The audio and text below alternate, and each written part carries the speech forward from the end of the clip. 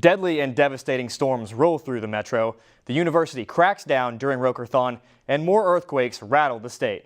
This is OU Nightly. Scorching wildfires continue for thousands of square miles across parts of 4 states, claiming at least 6 lives. This appears to be the clearest evidence the FBI has gathered that points to Trump advisors being in touch with Russian agents during the campaign. Page has not been accused of any crimes. Months of cuts to education and unsatisfied teachers, public school educators could get a pay raise.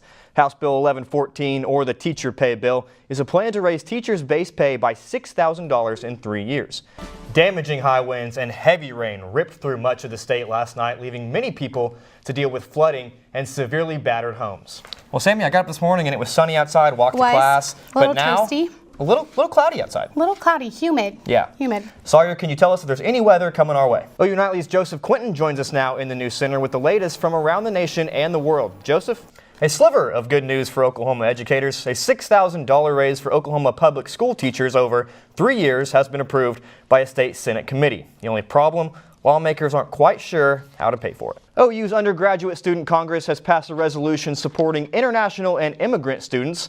The resolution is intended to show solidarity with students affected by President Trump's temporary travel restrictions.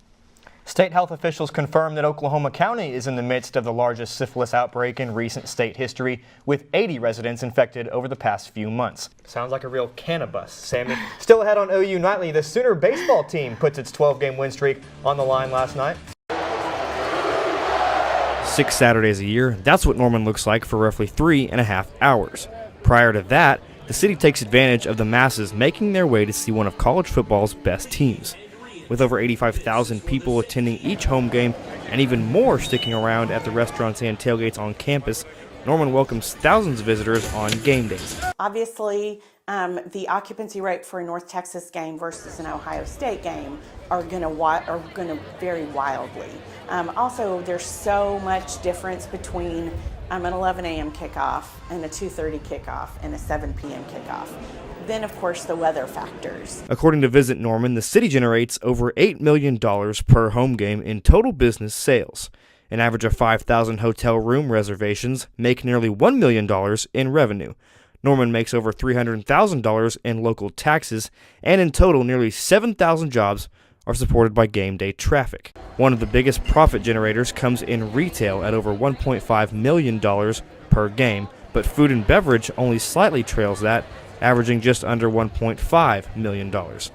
Places like 747 on Campus Corner are a hotspot to fans who flock to Norman. You know, our average on our busiest times during those days are about $1,500 per 15 minutes, which is kind of crazy to think about. Whether they're buying food, a t-shirt for the game, or a hotel for the night, the city has a use for all the cash inflow. Eventually, streets, schools, law enforcement. So the economic impact of a Sooner football game is going to have far-reaching impact for every citizen. Game days in Norman have evolved drastically since they began playing in 1895, but as the program continues to excel, so does the city. Carson Williams, OU Nightly.